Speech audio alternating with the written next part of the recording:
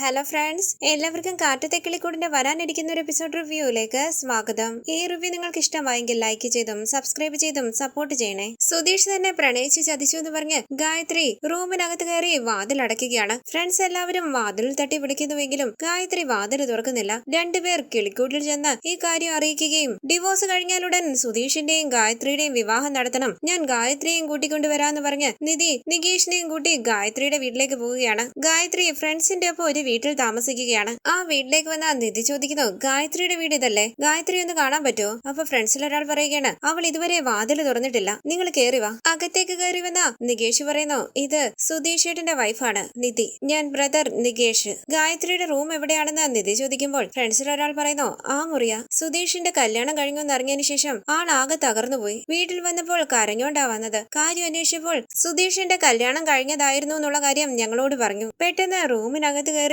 വാതിൽ ലോക്ക് ചെയ്തതാണ്, ഇതുവരെ കതവ് തുറന്നിട്ടില്ല. ഇത് കേട്ട നിധി റൂമിൽ തട്ടി വിളിക്കുകയാണ്, ഗായത്രി ഗായത്രി വാതിൽ തുറക്ക്, ഞാൻ സുധീഷിന്റെ വൈഫ് നിധിയാണ്, കതവ് തുറക്ക് ഗായത്രി. പൊട്ടിക്കരഞ്ഞ ഗായത്രി പറയുന്നു, ഞാൻ കതവ് തുറക്കത്തില്ല, ആര് വന്നാലും ഞാൻ കതവ് തുറക്കത്തില്ല, എന്നെ ആരും ശല്യം ചെയ്യരുത്. അപ്പൊ നിധി പറയാണ്, കതവ് ഒന്ന് തുറക്ക്. അപ്പൊ ഗായത്രി ചോദിക്കാണ്, നിങ്ങൾ എന്തിനാ എന്നെ കാണാൻ വന്നത്? ഞാൻ കതവ് തുറക്കത്തില്ല, ഇവിടുന്ന് പോകൂ, എനിക്ക് ആരെയും കാണണ്ട. അപ്പൊ നിധി പറയണ, ഗായത്രി ഞാൻ നിന്നെ സുധീഷിന്റെ വീട്ടിലേക്ക് കൂട്ടിക്കൊണ്ടു പോകാനാ വന്നത്, കതവ് തുറക്ക് പ്ലീസ്. സത്യമായിട്ടും ഞാൻ സുധീഷിന്റെ വീട്ടിലേക്ക് കൂട്ടിക്കൊണ്ടു പോകാം, കല്യാണം കഴിഞ്ഞതൊന്നും വലിയ കാര്യമല്ല, എല്ലാം ഞാൻ ഗായത്രിയോട് പറയാം, കഥക് തുറക്ക് ഗായത്രി. നികേഷ് ചോദിക്കണേ, ഏട്ടത്തി എന്തായി പറയുന്നത്? അപ്പൊ നിധി പറയണേ, നികേഷ് നീ ഒന്ന് മിണ്ടാതേക്ക്, ഗായത്രി കഥക് തുറക്ക്, ഞാൻ പറയുന്നൊന്ന് കേൾക്ക്. സുധീഷിന്റെ കല്യാണം കഴിഞ്ഞതോർത്തൊന്നും ഗായത്രി ടെൻഷൻ ആകണ്ട, പ്ലീസ് കഥക് തുറക്കൂ. ഇത് കേട്ട് ഗായത്രി കഥക് തുറക്കുകയാണ്. എല്ലാവരും സമാധാനത്തോടു കൂടി നിൽക്കുന്നു. ഗായത്രി ചോദിക്കുന്നു, നിങ്ങളാണോ സുധീഷിന്റെ വൈഫ്? അപ്പൊ നിധി പറയുകയാണ്, അതെ ഞാനാ സുധീഷിന്റെ വൈഫ്, എനിക്ക് നിന്നോട് സംസാരിക്കാനുണ്ട്, തനിച്ച് സംസാരിക്കാൻ. ഇത് കേട്ട് ഗായത്രി നികേഷിനെ നോക്കുമ്പോൾ നിധി പറയണ,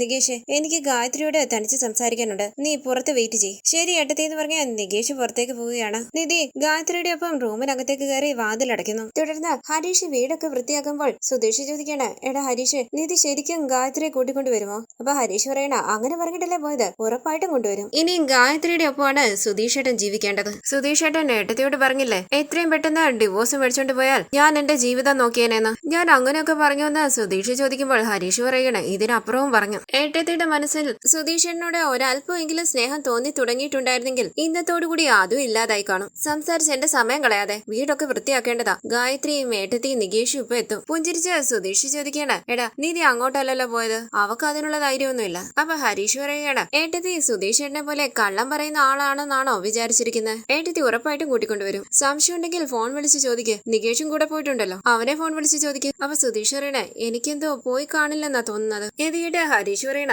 സുധീഷ് ചേട്ടൻ അങ്ങനെയൊക്കെ ചിന്തിച്ചിരിക്കും, ആ പെണ്ണിപ്പം വീട്ടിലേക്ക് വരുന്നത് കാണാം, പോയി കുളിച്ച് നല്ലൊരു ഷർട്ടൊക്കെ എടുത്തിട്. ഇത് കേട്ട് ടെൻഷനോട് കൂടി പുറത്തേക്ക് പോകുന്ന സുധീഷ് നികേഷിന്റെ ഫോണിലേക്ക് വിളിക്കുകയാണ്. കോള് കണ്ട് നികേഷ് പറയണ, ഇത്ര പെട്ടെന്ന് വിളിച്ചോ? ഫോൺ അറ്റൻഡ് ചെയ്ത നികേഷിനോട് സുധീഷ് ചോദിക്കുന്നു, എവിടാടാ? അപ്പൊ നികേഷ് പറയണ, എവിടാണോ പോകാൻ ഇറങ്ങിയത് അവിടെ ഉണ്ട്. അപ്പൊ സുധീഷ് പറയണ, എടാ നികേഷ് നീ ചുമ്മാ പറയല്ലേ, നിങ്ങള് ഗായത്രിയുടെ വീട്ടിലേക്ക് പോയില്ലല്ലോ? അപ്പൊ നികേഷ് പറയണ, സുധീഷ് ഏട്ടാ ഞങ്ങള് ഗായത്രിയുടെ വീട്ടിലേക്കാ വന്നിരിക്കുന്നത്. അപ്പൊ സുധീഷ് പറയണ, വെറുതെ ഓരോന്ന് പറയാതരാ, രണ്ടുപേരും പുറത്തു പോയി ജ്യൂസ് കുടിക്കുകയല്ലേ, എന്നെ പേടിപ്പിക്കാൻ വേണ്ടിയല്ലേ ഇങ്ങനെയൊക്കെ പറയുന്നത്? നികേഷ് ചോദിക്കണ്ട, സുധീഷ് ഏട്ടന് ഗായത്രിയുടെ വീട് എവിടാണെന്ന് അറിയില്ലേ? അപ്പൊ സുധീഷ് പറയണ, നിങ്ങൾക്ക് വീട് അറിയില്ലല്ലോ, വീട് അറിയാത്തവരാണോ ഗായത്രിയെ കാണാൻ പോയിരിക്കുന്ന വീട്ടിലേക്ക്? നികേഷ് പറയണ, സുധീഷ് ഏട്ടന് ഗായത്രിയുടെ വീട് അറിയാമോ അറിയില്ലയോ? അപ്പൊ സുധീഷ് പറയണ, അറിയാം, ബർത്ത്ഡേ പാർട്ടിക്ക് ഞാൻ അവിടെ പോയായിരുന്നല്ലോ. ആ വീടിന്റെ ഫോട്ടോ എടുത്ത് നികേഷ് പറയുന്നു, സുധീഷ് ഏട്ടന്റെ ഫോണിലേക്ക് ഒരു ഫോട്ടോ അയച്ചിട്ടുണ്ട്, അതെടുത്ത് നോക്ക്. ഫോട്ടോ കണ്ടു ഞെട്ടി സുധീഷ് പറയണ, എടാ ഇത് ഗായത്രിയുടെ വീടാ, ശരിക്കും ഇപ്പൊ നീ അവിടെയാണോ? അപ്പൊ നികേഷ് പറയണ, ഞാൻ പറഞ്ഞിട്ട് സുധീഷ് ഏട്ടൻ വിശ്വസിച്ചില്ലല്ലോ, അതിനാ ഫോട്ടോ എടുത്ത് അയച്ചത്,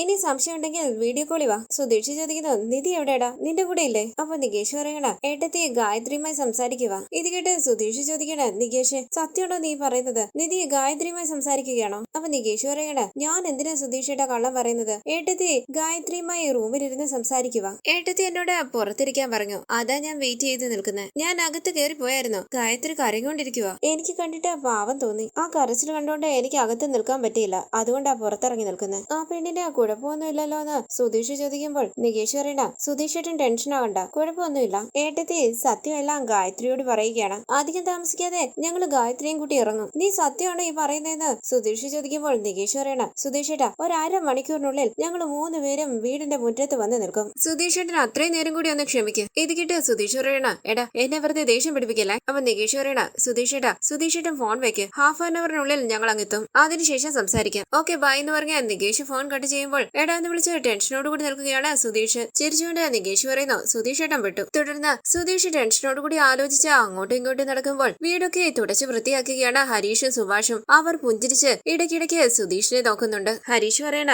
സുധീഷ് ഏട്ടന്റെ ആളല്ലേ വരുന്നത്, വന്ന് ജോലി ചെയ്യേ, ഇങ്ങനെ അങ്ങോട്ടും ഇങ്ങോട്ടും നടക്കാതെ. സുധീഷ് മനസ്സിൽ പറയണ എല്ലാവരും കൂടി ഒന്നിച്ചെന്നെ ദേഷ്യം പിടിപ്പിക്കുകയാണ്. എന്തിനെന്നെ നോക്കി പഠിപ്പിക്കുന്നതെന്ന് ഹരീഷ് ചോദിക്കുമ്പോൾ സുധീഷ് ചോദിക്കണ സുഭാഷേട്ടാ എന്റെ ഫീലിങ്സ് നിങ്ങൾക്ക് തമാശയായി അല്ലേ? അപ്പൊ സുഭാഷ് പറയണ എടാ ഹരീഷ് അവൻ എന്നാ ജോലി ചെയ്തിട്ടുള്ളത് ഇപ്പൊ ചെയ്യാനായിട്ട്? ഇങ്ങനെ വെറുതെ നിൽക്കാറല്ലേ ഉള്ളൂ. അവനെ വിട്ടേര്, നമുക്ക് തന്നെ ജോലി തീർക്കാം. നമ്മൾ ഇവന് വേണ്ടിയല്ലല്ലോ ജോലി ചെയ്യുന്നത്, വരാൻ പോകുന്ന ആ കുട്ടിക്ക് വേണ്ടിയല്ലേ. എടാ ഇവിടൊക്കെ തുടച്ചു വൃത്തിയാക്കുമ്പോൾ അങ്ങോട്ടും ഇങ്ങോട്ടും നടക്കാതെ എവിടെങ്കിലും ഒരിടത്ത് നിൽക്ക്. ഈ സമയം ഭാസ്കരൻ അവിടേക്ക് വരികയാണ്. സുഭാഷ് ദേഷ്യത്തോടു കൂടി ഭാസ്കരനെ നോക്കുമ്പോൾ ഭാസ്കരൻ ചോദിക്കുന്നു അരമനെ വൃത്തികേടാക്കിയോ? സാരമില്ല, ഇങ്ങിതാ ഞാൻ തന്നെ തുടയ്ക്കാം. അങ്ങനെ സുഭാഷിന്റെ കയ്യിൽ നിന്നും മോപ്പ് വാങ്ങിച്ച് തുടയ്ക്കുകയാണ് ഭാസ്കരൻ. വിശ്വസിക്കാനാകാതെ സുധീഷ് ചോദിക്കുന്നു നിങ്ങൾ തുടയ്ക്കുന്നു? അപ്പൊ ഭാസ്കരൻ ചോദിക്കണ നീ എന്തിനാണ് ഇങ്ങനെ നോക്കുന്നത്? എനിക്ക് അടുത്ത മരുമകൾ വരാൻ പോകുകയല്ലേ. എടാ സുഭാഷേ നിനക്ക് ഒരു പെണ്ണിനെ കിട്ടുന്നില്ല, പക്ഷെ അവനെ കണ്ടില്ലേ 2 പെണ്ണ്. അപ്പൊ സുഭാഷ് പറയണ അച്ഛാ അങ്ങനെയൊന്നും പറയല്ലേ, നിധി ഇവനെ ഇനിയും തിരിഞ്ഞു പോലെ നോക്കില്ല. സുധീഷ് ചോദിക്കുന്നു സുഭാഷ് ഏട്ടാ അത് പറയുമ്പോൾ സുഭാഷ് എന്താ ഇത്ര വലിയ സന്തോഷം? അപ്പൊ സുഭാഷ് പറയണ എടാ നിധി എന്റെ അനിയത്തിയാ, ഇനി അവളുടെ ജീവിതം നന്നാകുമെന്ന് ഓർക്കുമ്പോൾ എനിക്ക് സന്തോഷം കാണില്ലേ? ഇത് കേട്ട് സുധീഷ് ചോദിക്കണ അപ്പോ എന്റെ കൂടെ ആണെങ്കിൽ അവള് സന്തോഷമായിട്ട് ജീവിക്കില്ലേ? ഈ അനിയന്റെ സന്തോഷം സുഭാഷ് ഏട്ടന് പ്രധാനമല്ല.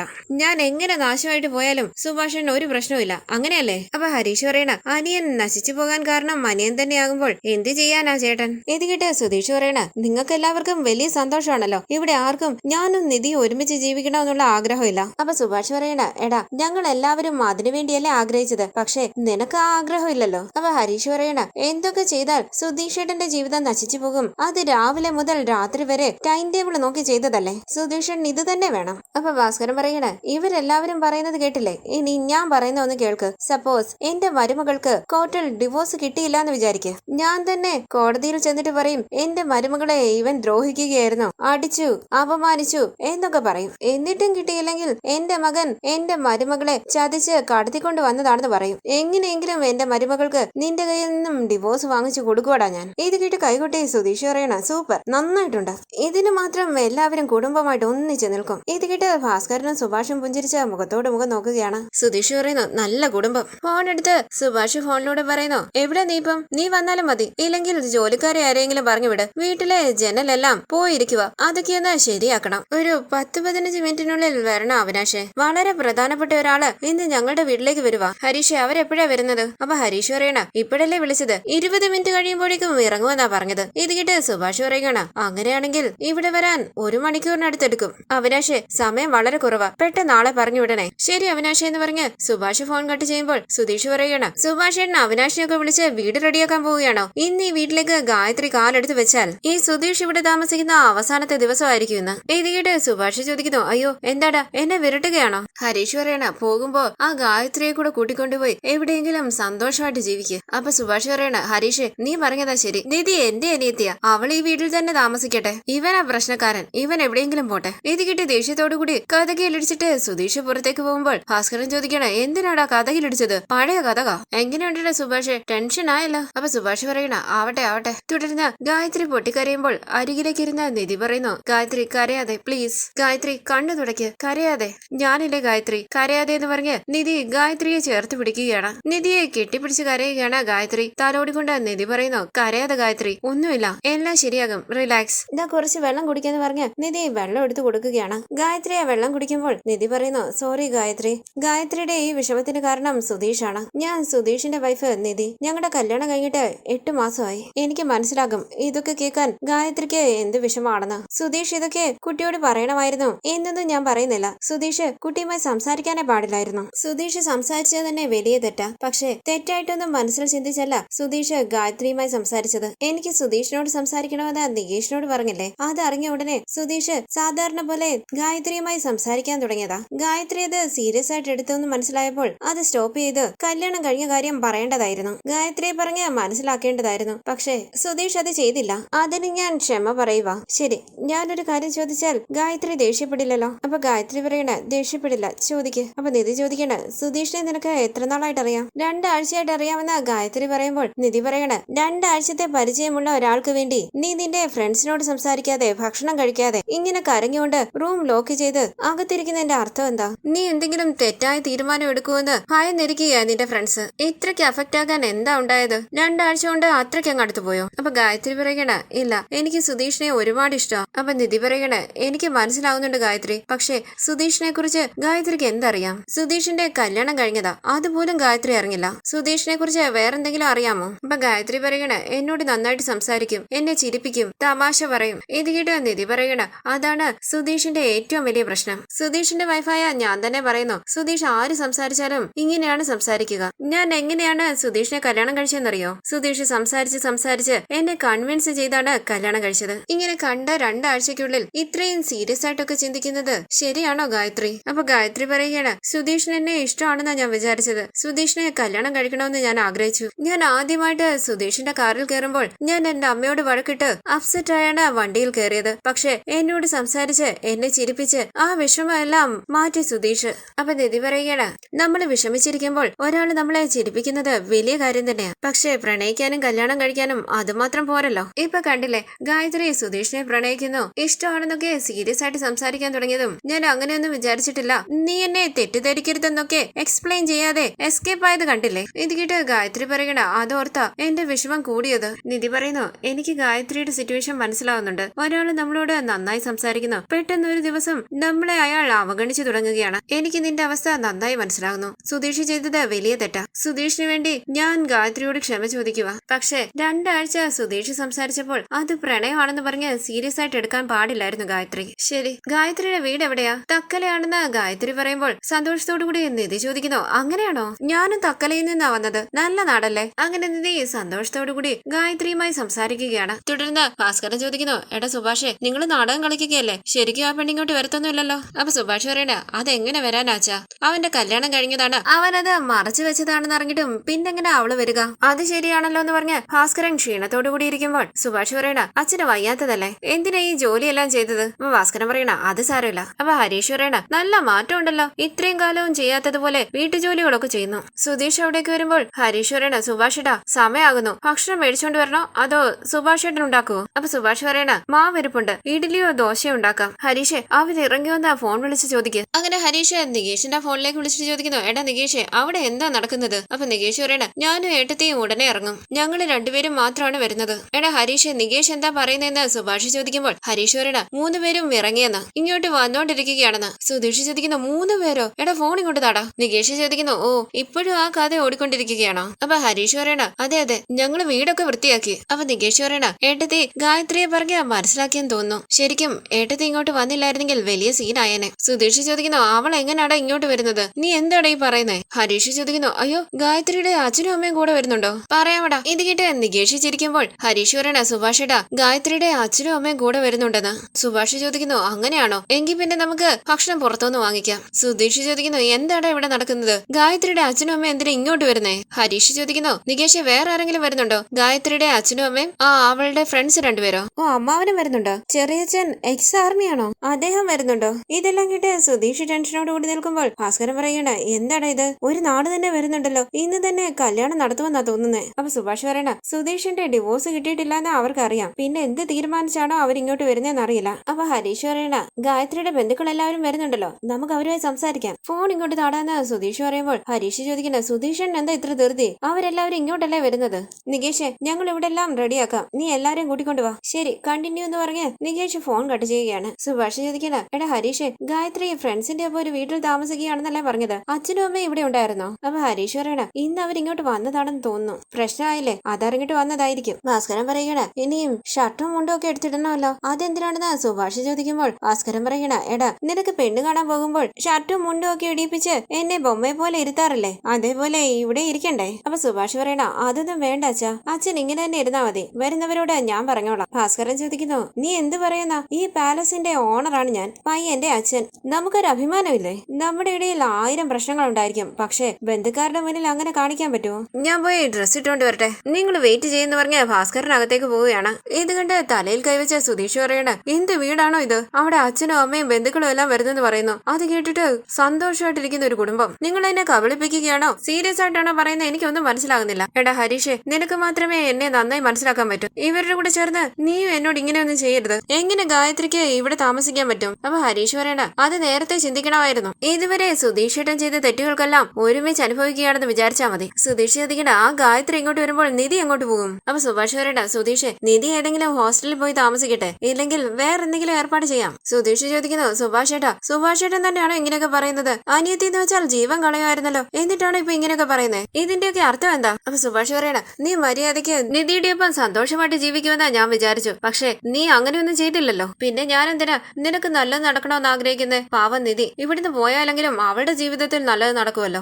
അതുകൊണ്ട് എന്റെ മനസ്സ് കല്ലാക്കി ഞാൻ ഈ തീരുമാനം എടുത്തത്. ഇനി നിധി ഇവിടെ തന്നെയാണ് താമസിക്കാൻ തീരുമാനിക്കുന്നതെങ്കിൽ നീ ഗായത്രിയും കൂട്ടി ഈ വീട്ടിൽ നിന്ന് പോകണം. നിധി ഇവിടെ തന്നെ താമസിക്കട്ടെ. നിങ്ങളുടെ ഡിവോഴ്സിന് ശേഷം ഞങ്ങൾ തന്നെ നിധിക്ക് നല്ലൊരു പയ്യനെ കണ്ടുപിടിച്ച് കല്യാണം നടത്താം. ഇത് കേട്ട് ഹരീഷ് പറയണ സുഭാഷ് ഏട്ടൻ ഇപ്പൊ പറഞ്ഞതാ പോയിന്റ്. ഏട്ടത്തി ഇവിടെ തന്നെ താമസിക്കട്ടെ, നല്ല സൂപ്പർ ഒരു പയ്യനെ കണ്ടുപിടിച്ച് നമുക്ക് ഏട്ടത്തിയുടെ കല്യാണം നടത്താം. ഇത് കേട്ട് ഹരീഷിന്റെ ഷട്ടർ കുത്തി പിടിച്ച് സുധീഷ് ചോദിക്കണ എടാ ഞാനും നിധിയും ഒരുമിച്ച് ജീവിക്കണമെന്ന് നീ ആഗ്രഹിക്കുന്നില്ലടാ? എടാ പാപി പറയടാ. കൈ എടുക്കെന്ന് പറഞ്ഞ് സുധീഷിന്റെ കൈ പിടിച്ചു മാറ്റി ഹരീഷ് പറയണ നിങ്ങൾ ഒരുമിച്ച് ജീവിക്കണം എന്നുള്ള ആഗ്രഹമൊന്നും എനിക്കില്ല. അപ്പൊ സുധീഷ് ചോദിക്കണ സുഭാഷ് ഏട്ടൻ അങ്ങനെ ഒരു ആഗ്രഹമില്ലേ? ഞങ്ങൾ ഒരുമിച്ച് ജീവിക്കണ്ടേ? അപ്പൊ സുഭാഷ് പറയണ ഞാൻ പറഞ്ഞില്ലേ എനിക്ക് അങ്ങനെ ഒരു ആഗ്രഹം ഉണ്ടായിരുന്നു, പക്ഷെ നീ എപ്പം നിന്റെ കല്യാണം കഴിഞ്ഞത് മറച്ചു വെച്ച് മറ്റൊരു പെണ്ണിനോട് സംസാരിക്കാൻ തുടങ്ങിയോ ഞാൻ അപ്പോഴേ ആ ആഗ്രഹം വേണ്ടാന്ന് വെച്ചു. എനിക്ക് എന്റെ അനിയത്തി നിധിയുടെ ജീവിതമാണ് പ്രധാനം. ശരിക്കും ഞാൻ നിധിയുടെ ആങ്ങളെ ആയിരുന്നെങ്കിൽ നിന്നെ പോലെ ഒരു ചതിന്റെ ഒപ്പം നിധി ജീവിക്കണമെന്ന് ഞാൻ ആഗ്രഹിക്കൂ? നിധിയുമായുള്ള ഡിവോഴ്സിന് ശേഷം നീ ഇഷ്ടപ്പെട്ട ഗായത്രിയെ തന്നെ കല്യാണം കഴിച്ചോ? നിധിക്ക് ഇഷ്ടപ്പെട്ടതുപോലെ ജീവിക്കട്ടെ. അപ്പൊ സുധീഷ് പറയണ സുഭാഷ് ഏട്ടൻ നിധിയുടെ ചേട്ടനല്ല എന്റെ ചേട്ടനാ. അപ്പൊ സുഭാഷ് പറയണ ഞാൻ നിന്റെ ചേട്ടനായിരിക്കാൻ ആഗ്രഹിക്കുന്നില്ല, ഞാൻ നിധിയുടെ ചേട്ടനാ. ഈ സമയം ഷർട്ടും മുണ്ടൊക്കെ എടുത്ത് ഐ ആം റെഡി എന്ന് പറഞ്ഞ് അവിടേക്ക് വന്നിരിക്കുകയാണ് ഭാസ്കരൻ. സുധീഷ് ചോദിക്കുന്നു ഇത് നിധിക്ക് താങ്ങാൻ കഴിയോ? അപ്പൊ ഭാസ്കരൻ പറയണ താങ്ങാൻ പറ്റില്ല, പക്ഷെ ഒരു ക്വാർട്ടർ അടിച്ച് ബോധം കെട്ടി കിടന്നുറങ്ങിയാൽ എല്ലാം ശരിയാകും. സുഭാഷ് ചോദിക്കുന്നു അച്ഛന്റെ മകളാണ് നിധിയെങ്കിൽ ഇങ്ങനെ ഒരു പയ്യന് കല്യാണം കഴിപ്പിച്ചു കൊടുക്കൂ? ഭാസ്കരൻ പറയണ ഇവനെയൊന്നും ഞാൻ തിരിഞ്ഞു പോലും നോക്കില്ല. അവക്ക് നല്ലൊരു പയ്യനെ നല്ല പഠിത്തമുള്ള കൈ നിറയെ സമ്പാദിക്കുന്ന ഒരു ബ്യൂട്ടിഫുൾ ബോയിയെയും കൊണ്ട് കല്യാണം കഴിപ്പിക്കും. സുധീഷ് പറയണ എന്റെ കുടുംബത്തിലുള്ളവരെല്ലാവരും എന്റെ ശത്രുക്കളാണല്ലോ, അവളിങ്ങി വരട്ടെ. അങ്ങനെ സുധീഷ് റൂമിനകത്ത് കയറി വാതിലടയ്ക്കുകയാണ്. കണ്ടു നിറഞ്ഞ സുധീഷ് ഓർക്കുന്നു ഗായത്രിയുമായി ബസ് സ്റ്റോപ്പിൽ വെച്ച് സംസാരിച്ചതും നിധി ദേഷ്യത്തോടു കൂടി നിന്നതുമെല്ലാം. ഈ സമയം ഗായത്രിയെ സമാധാനിപ്പിക്കുകയാണ് നിധി. തുടർന്ന് റൂമിന് പുറത്തേക്ക് ഇറങ്ങി വരികയാണ് സുധീഷ്. ഹരീഷ് ഫോണിന്റെ ക്യാമറ സുധീഷ് അറിയാതെ സൈഡിലേക്ക് വെക്കുകയാണ്. സുധീഷ് പറയുന്നു ദേ നോക്ക്, നിങ്ങളുടെ ഇഷ്ടത്തിനൊന്നും എന്റെ ജീവിതം തീരുമാനിക്കാൻ പറ്റില്ല. ഈ വീട്ടിലേക്ക് പെണ്ണ് വരികയാണെങ്കിൽ ഞാൻ ഈ വീട്ടിൽ താമസിക്കില്ല. നിധി അവളുടെ ഇഷ്ടത്തിന് ഗായത്രിയെ കൂട്ടിക്കൊണ്ടുവന്നാ പിന്നെ ഞാൻ എന്തിനാ ഇവിടെ താമസിക്കുന്നത്? അപ്പൊ ഹരീഷ് പറയണ ഗായത്രിയെ കൂട്ടിക്കൊണ്ടുവരുന്നത് സുധീഷ് ഏട്ടന് വേണ്ടിയാ? ഞാൻ പറഞ്ഞു ഗായത്രിയെ കൂട്ടിക്കൊണ്ടുവരാന്ന് സുധീഷ് ചോദിക്കുമ്പോൾ ഹരീഷ് പറയണ പറഞ്ഞു ഞങ്ങൾക്ക് നടന്നത് കല്യാണമാണോ? ഡിവോഴ്സ് കഴിഞ്ഞാ പിന്നെ എനിക്ക് ഗായത്രിയെ കല്യാണം കഴിക്കാലോ എന്നൊക്കെ സുധീഷ് ഏട്ടനല്ലേ പറഞ്ഞത്? സുധീഷ് പറയുന്നത് എടാ അപ്പോഴത്തെ ദേഷ്യത്തിൽ ഞാൻ അങ്ങനെ പറഞ്ഞു പോയതാ, എന്റെ മനസ്സിൽ എന്താണെന്ന് നിനക്കറിയില്ലടാ. അപ്പൊ ഹരീഷ് പറയണ സുധീഷ് ഏട്ടന്റെ മനസ്സിൽ എന്താണെന്നറിയാൻ ഞാൻ എന്താ ഗായത്രിയാണോ? സുധീഷ് പറയണ ഞാൻ ചെയ്തത് തെറ്റായിപ്പോയി. മനസ്സിൽ നിധിയെ കൊണ്ടു നടന്നുകൊണ്ട് മറ്റൊരു പെണ്ണിനോട് സംസാരിച്ചത് തെറ്റാ, വലിയ തെറ്റാ, ഞാൻ സമ്മതിച്ചു. പക്ഷെ ഇത് ഇങ്ങനെയൊക്കെ ആകുമെന്ന് ഞാൻ വിചാരിച്ചില്ല. എന്റെ മനസ്സിൽ നിധി മാത്രമേ ഉള്ളൂ. നിങ്ങൾ ആരെ കൂട്ടിക്കൊണ്ടുവന്ന് നിർത്തിയാലും നിധിയുടെ സ്ഥാനത്ത് കാണാൻ പറ്റില്ല. ഇതൊക്കെ നിങ്ങൾക്ക് അറിയാലോ. അറിഞ്ഞിട്ടും നിങ്ങളെല്ലാവരും എന്താ ഇങ്ങനെ പെരുമാറുന്നേ? ഞാൻ ഈ വീട്ടിൽ താമസിക്കുന്നതല്ലേ പ്രശ്നം. സുധീഷ് എവിടെയെന്ന് ചോദിച്ച് ഓടിപ്പോയെന്ന് പറഞ്ഞേര്. ഞാൻ നിധിയെ ഒരുപാട് ഇഷ്ടപ്പെടുന്നുണ്ടെന്ന് നിങ്ങൾക്ക് അറിയാലോ, എന്നിട്ടും എന്നോട് ഇങ്ങനെയൊക്കെ ചെയ്യാൻ നിങ്ങൾക്ക് എങ്ങനെ തോന്നി? ഗായത്രിയെ എന്നെ ഒന്നിപ്പിക്കണമെന്ന് നിധി പറയുമ്പോൾ നിങ്ങൾ അതിന് സമ്മതിക്കുകയല്ലേ ചെയ്തത്? എന്റെ മനസ്സിൽ എന്താണെന്ന് നിങ്ങൾക്ക് എല്ലാവർക്കും അറിയില്ലേ? ഞാൻ നിധിയെ എന്തുമാത്രം സ്നേഹിക്കുന്നുണ്ടെന്ന് നിങ്ങൾക്ക് അറിയില്ലേ? അവൾക്ക് വേണ്ടിയാണ് ഞാൻ കാത്തിരിക്കുന്നതെന്ന് നിങ്ങൾക്ക് അറിയില്ലേ? ഞാൻ ചെയ്തത് വലിയ തെറ്റാ. എന്റെ മനസ്സിൽ നിധിയെ വെച്ചുകൊണ്ട് ആ പെണ്ണിനോട് പോയി സംസാരിച്ചത് വലിയ തെറ്റാ. പക്ഷെ അതിന്റെ കാരണം ഞാൻ പറഞ്ഞതല്ലേ? അതെന്താ ആരും മനസ്സിലാക്കാത്തെ? എല്ലാവരും നിധിയുടെ ഒപ്പം അല്ലേ നിൽക്കുന്നത്? എന്റെ ഭാഗത്ത് നിന്ന് ആരെങ്കിലും ഒരാൾ ചിന്തിക്ക്. ഇനി ഞാൻ എന്തിനാ ഈ വീട്ടിൽ താമസിക്കുന്നത്? നിധി ഗായത്രി ഇങ്ങോട്ട് കൂട്ടിക്കൊണ്ടു വരുമ്പോൾ ഞാൻ ഇവിടെ ഇല്ലാന്നറിഞ്ഞാൽ ഗായത്രി തിരിച്ചു പോകുമല്ലോ. ഞാൻ പോവാ, എവിടെയെങ്കിലും പോവാണെന്ന് പറഞ്ഞ് സുധീഷ് ഇറങ്ങി ഓടുമ്പോൾ എടാ പിടിക്കട അവനെന്ന് പറഞ്ഞ് സുഭാഷ് ഹരീഷിന്റെ ഒപ്പം പുറത്തേക്ക് ഓടി പോവുകയാണ്. ഇങ്ങോട്ട് വാടാന്ന് പറഞ്ഞ് സുധീഷിനെ പിടിച്ചു വലിച്ച് അകത്തേക്ക് കൊണ്ടുവരികയാണ് ഹരീഷും സുഭാഷും. കരഞ്ഞുകൊണ്ട് സുധീഷ് പറയുന്നു സുഭാഷ് ഏട്ടാ ഗായത്രിയെ വേണ്ട, പ്ലീസ് ഭാസ്കര ഒന്ന് പറഞ്ഞു കൊടുക്ക്, ആ പെണ്ണിനെ എനിക്ക് വേണ്ട. എടാ ഹരീഷ് നീയെങ്കിലും ഒന്ന് പറയണ്ട. അങ്ങനെ സുധീഷ് ഓടി രക്ഷപ്പെടാനായി ശ്രമിക്കുമ്പോൾ വാതിലടയ്ക്കുകയാണ് ഭാസ്കരൻ. സുഭാഷ് പറയണ നിധി ആ കുട്ടിയും കൂട്ടിക്കൊണ്ട് ഇങ്ങോട്ട് വരുമ്പോൾ നീ രക്ഷപ്പെടാൻ ശ്രമിക്കുന്നു, മര്യാദയ്ക്ക് ഇവിടെ ഇരുന്നോണം. ഗായത്രി ഇങ്ങോട്ട് വരട്ടെ, നീ അവിടെ ഇരിക്കുന്നു പറഞ്ഞ് ഭാസ്കരനും ദേഷ്യത്തോടു കൂടി സുധീഷിനോട് സംസാരിക്കുകയാണ്. സുധീഷ് കണ്ടു നിറഞ്ഞ് വളരെ വിഷമത്തോടു കൂടി ആലോചിച്ചിരിക്കുന്നു. തുടർന്ന് നിധി ഗായത്രിയോട് പറയുന്നു ഇപ്പൊ നീ ഓക്കെ അല്ലേ? ഇനി പ്രണയിക്കുന്നതിന് മുമ്പ് അവരാരാ എന്താ എല്ലാം നന്നായി അന്വേഷിക്കണം. ഒരു 6 മാസമെങ്കിലും ഫ്രണ്ടായിട്ട് കൂടെ നിന്ന് നന്നായി മനസ്സിലാക്ക്.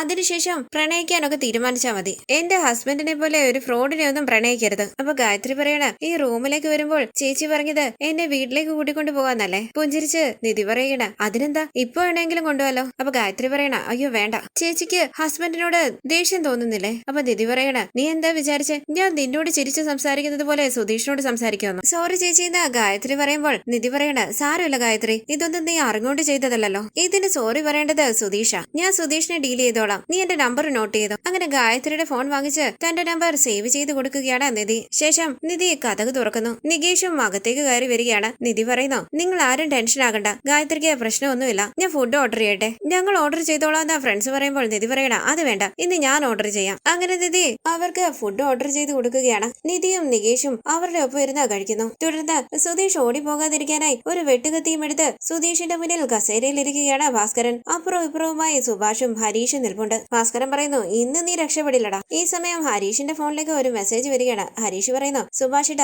നികേഷ മെസ്സേജ് അയച്ചത് 10 മിനിറ്റിനുള്ളിൽ അവരിങ് എത്തുമെന്ന്. സുഭാഷ് ചോദിക്കണ, അങ്ങനെയാണോ? അവര് വരുമ്പോൾ നമ്മൾ എന്താ ചെയ്യുക? അപ്പൊ ഭാസ്കരൻ പറയണ, ആരതി എടുത്ത് ഗായത്രിയെ സ്വീകരിക്കണം. അപ്പൊ സുഭാഷ് പറയണ, സുരന്ത പറഞ്ഞത് എനിക്ക് ഓർമ്മയുണ്ട്, ഞാൻ ആരതി റെഡിയാക്കിക്കൊണ്ട് വരാമേ. തുടർന്ന് ഗായത്രിയെ ചേർത്ത് പിടിച്ച് നിധി പറയുന്നു, ഞങ്ങൾ ഇറങ്ങട്ടെ, നന്നായിട്ട് പഠിക്കണം, സന്തോഷമായിട്ടിരിക്കെ, എന്തെങ്കിലും ആവശ്യമുണ്ടെങ്കിൽ എന്നെ വിളിച്ചാൽ മതി. ഗായത്രി സോറി പറയുമ്പോൾ പുഞ്ചിരിച്ച് കയ്യിൽ പിടിച്ച് നിധി ചോദിക്കണേ, എത്ര സോറിയാ, ഹാപ്പി ആയിട്ടിരിക്കെ, ഞങ്ങൾ ഇറങ്ങട്ടെ എന്ന് പറഞ്ഞ് നികേഷിനെയും കൂട്ടി അവിടെ നിന്ന് പോവുകയാണ് നിധി. നിധിയുടെ ഒപ്പം സ്കൂട്ടറിൽ വരുന്ന നികേഷ് സുധീഷ് അവിടെ ഭയന്നിരിക്കുകയാണെന്നുള്ള കാര്യം നിധിയോട് പറയുകയാണ്. ഏട്ടത്തി ഗായത്രിയോട് എന്താ സംസാരിച്ചതെന്ന് നികേഷ് ചോദിക്കുമ്പോൾ നിധി ഗായത്രിയോട് സംസാരിച്ച കാര്യങ്ങളെല്ലാം നികേഷിനോടും പറയുകയാണ്. തുടർന്ന് ഭാസ്കരൻ പറയണ, പണ്ടൊക്കെ ഈ വീട്ടില് ഒരു പെണ്ണ് താമസിക്കില്ലാന്ന് നാട്ടുകാർ പറയായിരുന്നു, ഇനി ആരും അത് പറയില്ലല്ലോ. ഈ വീടിന്റെ തലയിലെടുത്ത് തന്നെ മാറാൻ പോകുക. ഞാൻ അവളോട് സംസാരിച്ചത് തെറ്റായിപ്പോയി, എന്നോട് ക്ഷമിക്കെന്ന് പറഞ്ഞ് സുധീഷ് രക്ഷപ്പെടാനായി ശ്രമിക്കുകയാണ്. സുഭാഷും ഹരീഷും സുധീഷിന്റെ കയ്യിൽ മുറുകെ പിടിക്കുന്നു. ഭാസ്കരൻ വെട്ടുകത്തിയും പിടിച്ച് വളരെ ദേഷ്യത്തോടുകൂടി സുധീഷിനെ നോക്കുമ്പോൾ മുട്ടുകുത്തിയിരുന്ന് കൈകൂപ്പി കരഞ്ഞുകൊണ്ട് സുധീഷ് പറയുകയാണ്, നിങ്ങളെങ്കിലും ഒന്ന് പറ, എനിക്ക് ആ ഗായത്രിയെ വേണ്ട, പ്ലീസ്, ദയവ് ചെയ്ത് എന്നെ വിട്ടേക്ക്. ഹരീഷ് പറയണ,